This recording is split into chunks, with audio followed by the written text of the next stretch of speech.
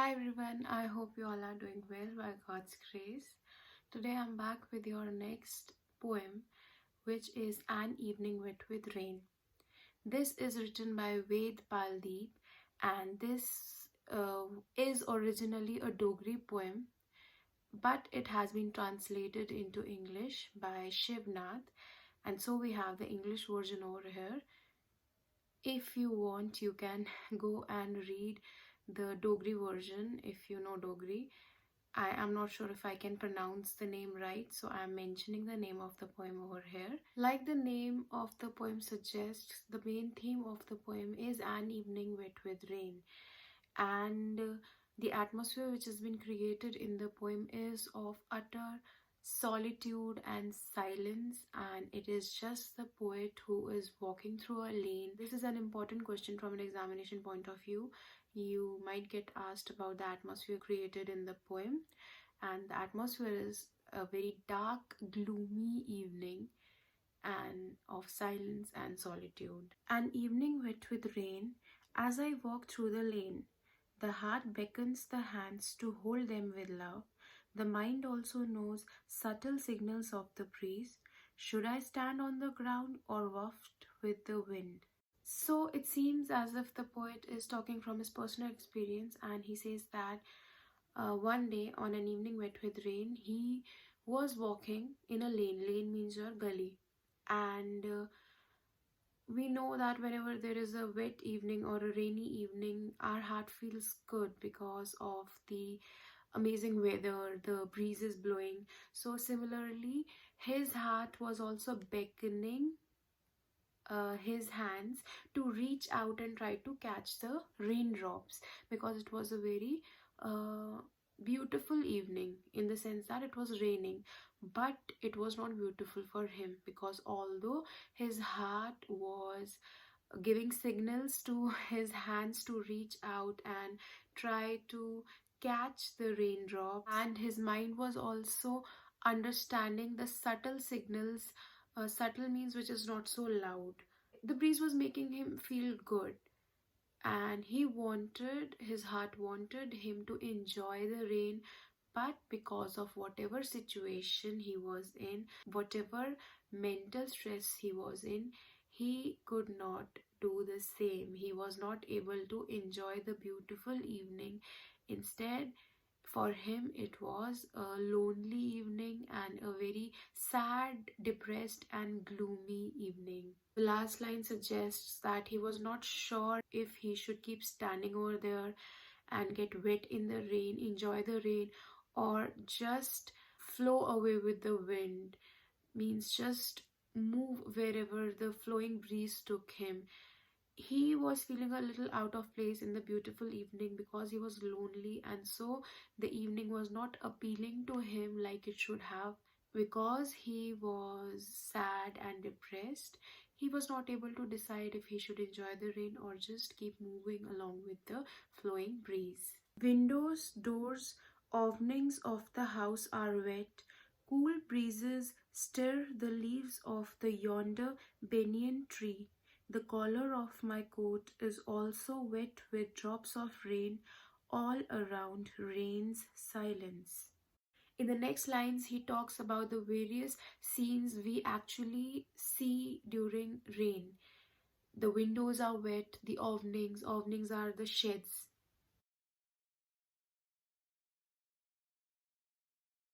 Then he also talks about the cool breezes. Thandi hawa chalti hai? Haan. So the cool breezes stirring the leaves. We know that when it is raining, when the breeze blows, we can actually hear the sound of leaves moving. So this is what he's referring to, of a particular yonder banyan tree. Yonder means some place which is nearby, and banyan tree, though we all know. He says that while he's walking in the rain, the collar of his shirt also is wet because of the raindrops falling. All around there is silence. Rains means prevalent. All around there is only silence. Why? Because of course if it is raining, people are not mostly outside. They must have gone to find some shelter. So while he's walking, there is only the sound of the leaves, the raindrops, falling on the windows, openings, and he can hear all this because there is complete silence. He is walking all alone, there is no one else with him. My feet are cold with water seeping through my shoes. My eyes are heavy with sleep, or is it fever? The ground is very slippery. There is no place to stand. The mind is exhausted, looks for some spot to rest. He is walking in the lanes, galiyon mein, during the rain, and then he says that the water has seeped through his shoes and his feet are wet. This must have happened with you as well. It has happened with me that when I'm walking somewhere in the rain and water somehow seeps in मतलब घुस जाता है जूतों में, and your feet, your socks, everything is wet. And then what happens when your feet get wet? Your feet get cold. So he says that because of the seeping rainwater in his shoes, his feet have turned cold. Then he says that his eyes are also feeling quite heavy. There are two reasons when your eyes feel heavy. Either it is because of sleep. When you're feeling very sleepy, your eyes feel very heavy, आंखें भारी लगने लगती है. Or it is when you are having fever. जब fever होता है तो you feel that your eyes are heavy and you are not able to keep them open. So the poet also says that because he just stated that his feet have gone cold because of the seeping water, so he says my eyes are also feeling heavy now. I'm not sure if this is because I'm tired and feeling sleepy, or if it is because I am having fever because of getting wet in the rain. Next lines are also very relatable. He says that while he's walking in the lane, gully mein, the ground is quite slippery. कीचड़ के वजह से he is not able to walk properly. The ground is slippery. Next, he says that there is no place to stand. One, the ground is slippery and there is no place to stand. If you have entered a lane or a very narrow gully during rain, you know this. Ki if the lane fills with water, then you don't want to like step into water, and so you cannot like stop anywhere in the lane. You just have to keep going to avoid standing in water and or slipping. So the same situation the poet is also facing. Now because he has to keep going, he does not find any spot to stand and rest. So he says that I feel very exhausted. The mind is exhausted. He is not just referring to his physical tiredness. He is also saying that I am tired of just going on and going on alone. I feel exhausted physically as well as mentally. My mind also needs a spot to rest. I need to relax myself. I am feeling very tired because whatever is going on in my life. Loss of hope has darkened the evening of my life too, and clouds gathering in the mind shed tears as they pass. The evening of troubles, my companion is also depressed and takes me along, holding me by the arm. He says that because of loss of hope in my life, even the evening of my life has turned dark. Evening of life means old age, because it is the time just before the night or the death arrives. So he is in that span of life when he is aging and he is alone. And so he says that when I've reached this stage of my life, I have lost all hope due to whatever problems he's facing or if he's alone. But he says because of loss of hope, even the evening of my life, this phase of my life has also turned dark. It has turned sad and depressed. And then he says he's again relating his mental state to that of the atmosphere, or that to that of the evening. He says that the clouds gather in my mind and tears are shed. This also he's relating to the rainy weather. Why? What happens whenever there are clouds? It rains. So he says clouds of despair means I have thoughts of sadness and despair, and so when these clouds come in my mind, then it rains in the form of teardrops. So he is talking about the hopeless state that he is in, and he is in despair or sadness. He wants his companion to hold his arm and take him along. He wants company because he is lonely, and he wants someone or his companion to hold his arm with love and take him along, कि अपने साथ लेके कोई चले, but he is lonely, and so the only company that he has is the evening of troubles. He's facing troubles during that evening, he's feeling lonely, and so the only company he has is just the wet evening. So he means to say that the evening only is leading him wherever he's going, as he has no one else with him. So he's imagining that this evening is holding me by my arm and taking me. In childhood, I stood alone in my courtyard, and waves of air brought the sound of cymbals. We regret that the days gone by don't return. How to call back times past and gone? In these lines, he is reminded of his childhood days, and he cherishes those days. He has those good memories about his childhood when he used to stand in his courtyard and listen to the sound of the cymbals. Courtyard is your आंगन, घर के सामने जो जगह होती है खुली, that is your courtyard. Cymbals basically are your round musical instruments made of metal, which when you strike against each other makes a loud clanging sound. But the instrument which the poet is talking about is the small two plates which are tied with a thread and which you like strike against each other when you sing bhajans. So that is the musical instrument he's talking about, and the sound he's talking about is that in the evenings, आरती का time जब होता है, so if you're living nearby a temple, you can hear the sound of the bhajans over there. The breeze used to bring the sound of this music, so that is one good memory that he has from his childhood. But he regrets it greatly that the times gone by don't come back. So he regrets that the childhood carefree days without stress which he used to have, during which he could actually enjoy little things, now the time has changed and he is not able to even enjoy a very beautiful evening. So he says that I wish that we could bring back times which are past and gone.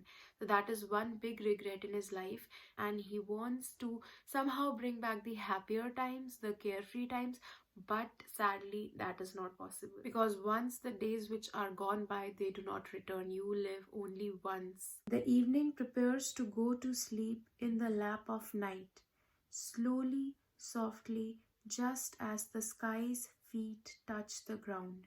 Shadows of trees rest in the dark tank, as some passing cloud casts a shadow over hills. In these lines, the poet is talking about the night replacing the evening.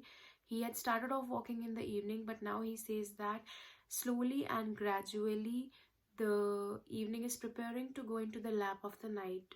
These lines are personification, and this actually means that the evening is turning into night. The evening is leaving and the night is coming. Because it is a rainy evening, so he says that the clouds have very slowly come down to the ground. He is specifying that night has arrived, as he can see shadows of trees on dark tanks, and he can also see shadows of the clouds which are moving on the hills. He has been walking so long that even the evening has turned into night. There is activity in the houses lit with electric bulbs. Moonlight laughs holding the hem of the moon. Where is my destination? Where is the hurry? Light of the earthen lamp in a wayside modest inn awaits me.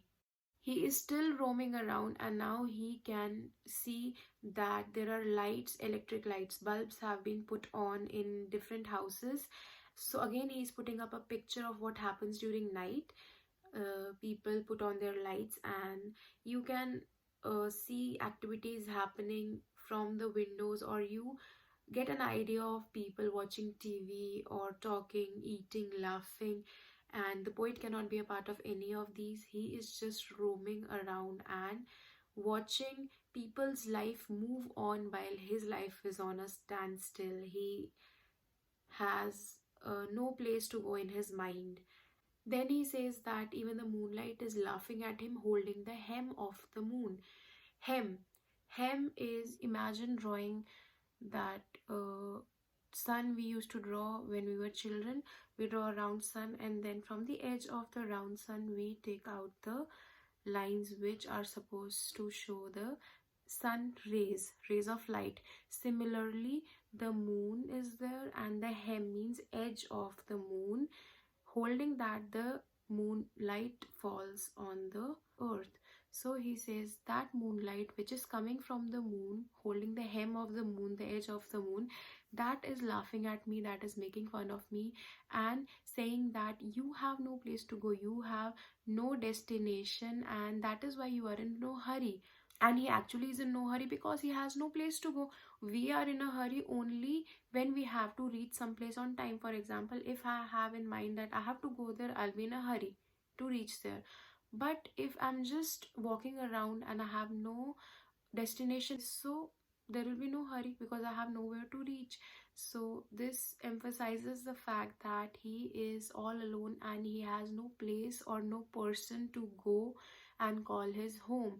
And in the last line he makes it all the more clear that the only place he has to reach is some modest inn on the roadside.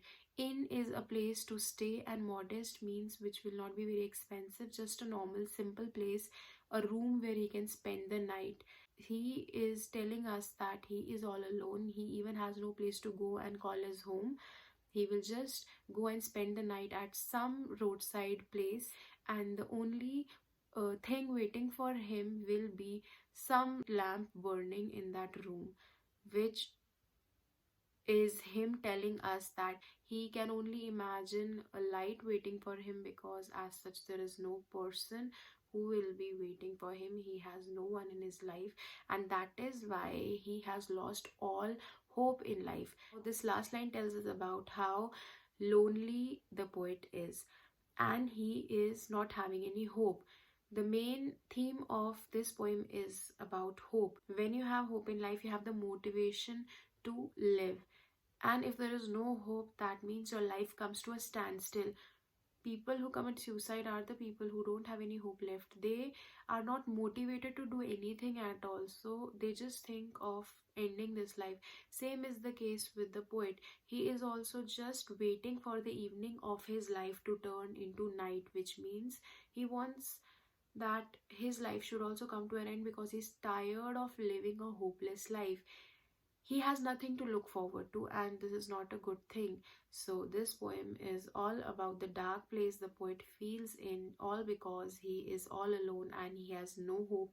So even a beautiful evening of rain is just a gloomy and a dark time for him.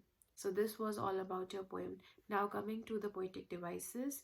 I have mentioned the poetic devices when I was explaining the poem. There are two personifications mentioned in the poem, and then there is also one metaphor in that line where the clouds are being mentioned, that the clouds have gathered in my mind. That is metaphor because he is comparing actual clouds with the thoughts in his mind which have gathered and are causing teardrops to fall. So this is a comparison which he is making. Apart from personification and metaphor, this poem is filled with imagery. Imagery is something which makes you imagine a situation, and there are many types of imageries: pictorial, auditory, visual, olfactory, kinesthetic. All these are imageries, but in this poem the imageries which have been used are your auditory and your visual, which is your images of sound and your images of sight.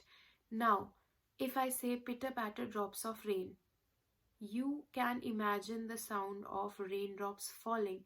This is your auditory or images of sound. Next, if I say the sun is shining brightly, you know you have seen the sun shine brightly. So immediately that picture will be made in your mind. This is your image of sight or your visual imagery. So this poem is filled with these images. You can go again through the poem, and whatever you read you can imagine. When you even read the title of the poem, An Evening Wet with Rain, you all must have seen an evening of rain, so that immediately comes to your mind and you can imagine it. These are your images of sight, that is your visual imagery. When you read these lines, you can picture these scenes in front of your eyes. These are your images of sound or your auditory imagery. When you read these lines, you can imagine these sounds. So, this was all about your poem, and I hope that this poem is clear to you. In case if you have any difficulty or any query, do let me know. God bless you. Love your parents. Stay home and stay safe.